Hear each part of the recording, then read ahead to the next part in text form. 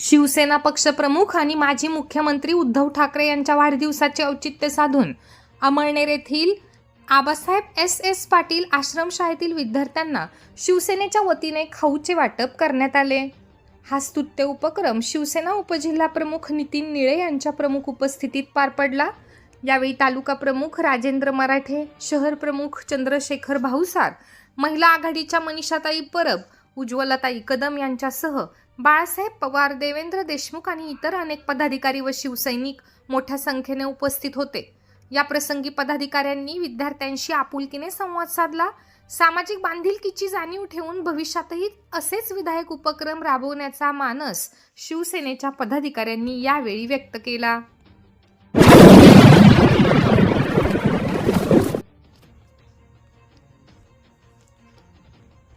महाराष्ट्र इमारत व इतर बांधकाम कामगार कल्याणकारी मंडळाअंतर्गत लाभार्थी नोंदणी करताना 90 दिवस काम केल्याच्या बनावट प्रमाणपत्रांचा वापर केला जात असल्याचा गंभीर संशय व्यक्त होत आहे। काही सुविधा केंद्र चालक लाभार्थ्यांकडून हजारो रुपये उकळून ठेकेदारांच्या बनावट सह्या व शिक्क्यांचा वापर करून ऑनलाईन अर्ज सादर करत असल्याच्या तक्रारी समोर आल्या आहेत। नियमानुसार ग्रामीण भागातील कामगारांसाठी ग्रामसेवक किंवा नोंदणीकृत ठेकेदाराचे 90 दिवसांचे काम केल्याचे प्रमाणपत्र बंधनकारक असते। मात्र प्रत्यक्ष पडताळणी न करता बनावट कागदपत्रे अपलोड केली जात असल्याने पारदर्शकतेवर प्रश्नचिन्ह उपस्थित झाले आहे। यामुळे अपात्र व्यक्तींना शासकीय योजनांचा लाभ मिळून खऱ्या आणि पात्र कामगारांवर अन्याय होण्याची भीती व्यक्त केली जात आहे। या पार्श्वभूमीवर कामगार विभागाने संशयास्पद अर्जांची फेर पडताळणी करावी, सुविधा केंद्रांची चौकशी करून दोषींवर फौजदारी गुन्हे दाखल करावेत, अशी मागणी कामगार संघटना व नागरिकांकडून होत आहे। याबाबत वैष्णवी कन्स्ट्रक्शनचे ठेकेदार श्रीराम चौधरी यांनी बोलताना सांगितले की मी एक नोंदणीकृत ठेकेदार असून माझ्या नावाचे लेटरहेड किंवा शिक्का वापरण्याची परवानगी कोणालाही दिलेली नाही। असा गैरप्रकार झाला असल्यास तो गंभीर आहे। याची सखोल चौकशी करून दोषींवर कठोर कायदेशीर कारवाईची मागणी आपण करत आहोत पाहिजे। तर जळगावचे सहाय्यक कामगार आयुक्त डॉक्टर राजू गुलाने यांनी याबाबत बोलताना सांगितले की महाराष्ट्र इमारत व इतर बांधकाम कामगार कल्याणकारी मंडळाच्या नोंदणी प्रक्रियेत कोणत्याही प्रकारचा गैरप्रकार खपवून घेतला जाणार नाही। अर्जासोबत सादर करण्यात आलेल्या कागदपत्रांबाबत तक्रार प्राप्त झाल्यास त्याची सखोल चौकशी केली जाईल। चौकशीत बनावट सही शिक्के किंवा खोटी कागदपत्रे सादर केल्याचे आढळल्यास संबंधितांची नोंदणी रद्द करण्याबरोबरच नियमानुसार फौजदारी कारवाईसाठीही प्रस्ताव पाठवण्यात येईल। पात्र बांधकाम कामगारांनाच योजनांचा लाभ मिळावा यासाठी विभाग कटिबद्ध असून नोंदणी प्रक्रियेत पारदर्शकता राखण्यासाठी आवश्यक ती सर्व कार्यवाही करण्यात येईल, अशी प्रतिक्रिया दिली आहे।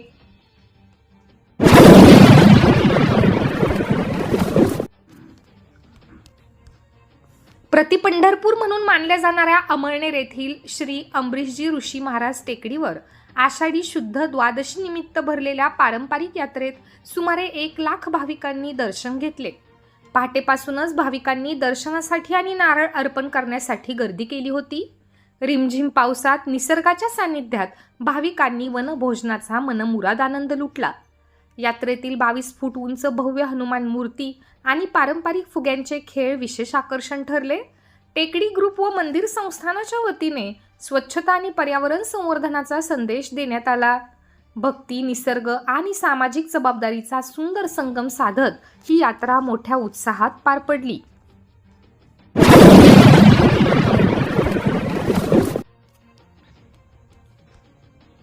शिक्षण व्यवस्थेतील अनागोंदीचा निषेध आणि विद्यार्थ्यांच्या न्याय हक्कांच्या संरक्षणासाठी NSUI अमळनेरच्या वतीने भव्य कॅन्डल मार्च काढण्यात आला।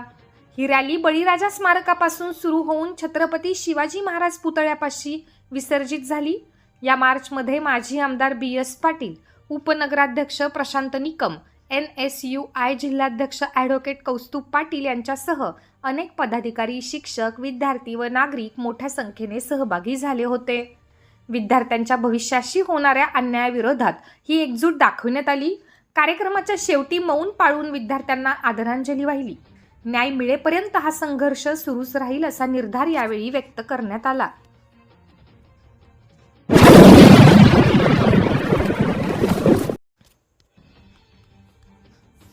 अमळनेर तालुक्यातील खेडी येथील 32 वर्षीय श्याम सुनील पाटील या तरुण शेतकऱ्याने कर्जबाजारीपणाला कंटाळून विहिरीत उडी घेऊन आत्महत्या केल्याची दुर्दैवी घटना 27 जुलै रोजी उघडकीस आली. श्याम पाटील यांच्याकडे अवघी 1.5 एकर शेती होती. त्यांच्यावर सुमारे 3 लाखांचे सावकारी कर्ज असल्याने आणि यंदाचा खरीप हंगाम हातातून गेल्याने ते प्रचंड विवंचनेत होते. 26 जुलैच्या रात्री 10:30 वाजण्याच्या सुमारास ते घरातून निघून गेले होते. शोध घेतला असता गावालगतच्या विहिरीत त्यांचा मृतदेह आढळला. ग्रामस्थांच्या मदतीने मृतदेह बाहेर काढून अमळनेर ग्रामीण रुग्णालयात शवविच्छेदनासाठी पाठवण्यात आला. दुपारी त्यांच्यावर शोकाकुल वातावरणात अंत्यसंस्कार करण्यात आले.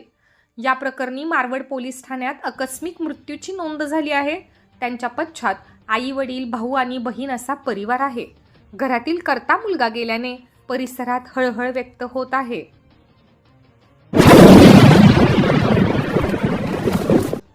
अमळनेर नगर परिषदेच्या माजी आरोग्य समितीचे सभापती श्याम जयवंतराव पाटील यांनी भाजपच्या सर्व पदांसह प्राथमिक सदस्यत्वाचा राजीनामा दिला आहे. त्यांनी आपले राजीनामा पत्र जळगाव पश्चिम जिल्हाध्यक्ष राधेश्याम चौधरी यांच्याकडे सुपूर्द केले. दिल्लीत शांततामय आंदोलन करणाऱ्या विद्यार्थी व तरुणांवर झालेल्या कथित लाठीचार्जमुळे व्यथित होऊन त्यांनी हा निर्णय घेतल्याचे स्पष्ट केले. लोकशाही तरुणांचा आवाज दडपणे अयोग्य असून वैचारिक मतभेदांमुळे आणि सत्सक विवेक बुद्धीला स्मरून राजीनामा देत असल्याचे त्यांनी पत्रात म्हटले आहे. श्याम पाटील यांच्या या राजीनाम्याने अमळनेरच्या राजकीय वर्तुळात मोठी खळबळ उडाली आहे.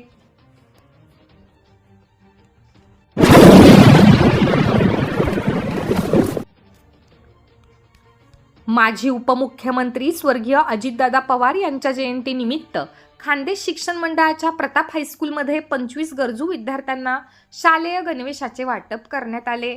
पोलीस पाटील व शेतकी संघाचे व्हाईस चेअरमन गणेश भांबरे यांच्या दातृत्वातून हा उपक्रम राबवण्यात आला. आमदार अनिल पाटील यांच्या प्रेरणेने सामाजिक बांधिलकी जपत स्वर्गीय अजितदादांना आदरांजली अर्पण करण्यात आली. कार्यक्रमास चेअरमन संभाजी पाटील, मुख्याध्यापिका SP बाविस्कर व शिक्षक उपस्थित होते.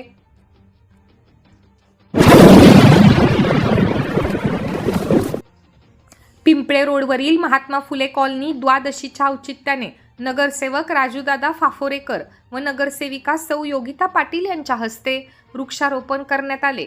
झाडांच्या संरक्षणासाठी ट्री गार्ड लावून त्यांच्या संवर्धनाचा संकल्प करण्यात आला.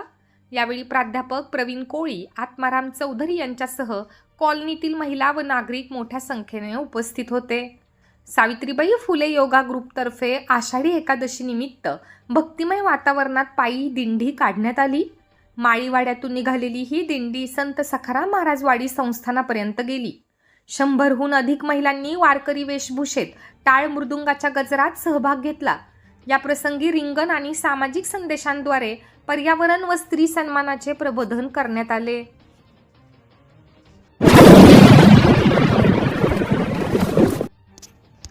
सावित्रीबाई फुले योगा ग्रुपतर्फे आषाढी एकादशी निमित्त भक्तिमय वातावरणात पायी दिंडी काढण्यात आली. माळीवाड्यातून निघालेली ही दिंडी संत सखाराम महाराज वाडी संस्थानापर्यंत गेली. 100हून अधिक महिलांनी वारकरी वेशभूषेत टाळ मृदुंगाच्या गजरात सहभाग घेतला. या प्रसंगी रिंगण आणि सामाजिक संदेशांद्वारे पर्यावरण व स्त्री सन्मानाचे प्रबोधन करण्यात आले.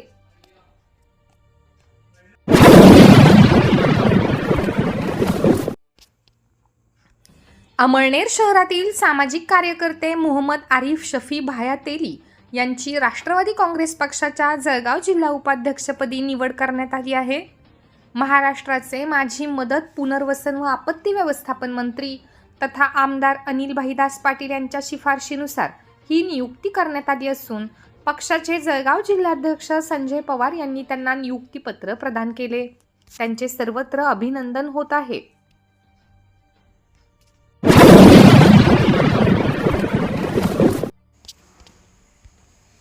पातोंडा येथील 10 मेगावॅट क्षमतेचा सौर ऊर्जा प्रकल्प रविवारी दिनांक 27ला यशस्वीरित्या कार्यान्वित करण्यात आला आहे. यामुळे पातोंडा उपकेंद्राअंतर्गत येणाऱ्या हजारो शेतीपंप ग्राहकांना आता सकाळी 9 ते सायंकाळी 5 या वेळेत अखंडित व शाश्वत वीज पुरवठा मिळणार आहे. रात्री अपरात्री शेतात जाऊन मोटर चालू करण्याच्या त्रासातून शेतकऱ्यांची मुक्तता झाल्याने परिसरात आनंदाचे वातावरण आहे. या सौर प्रकल्पाचा थेट लाभ पातोंडा, खवशी, नांद्रे, मुंगसे, मठगव्हाण, मालखेडा, खापरखेडा, रुंधाटी आणि गंगापुरी या गावांतील शेतकऱ्यांना होणार आहे. यामुळे शेतीची कामे अधिक सुरक्षित आणि वेळेत पूर्ण करणे शक्य होईल. सध्या 33 केव्ही पातोंडा फिडरवर आंबाऋषी, सारबेटा, पातोंडा व निमगव्हाण ही उपकेंद्रे जोडलेली आहेत.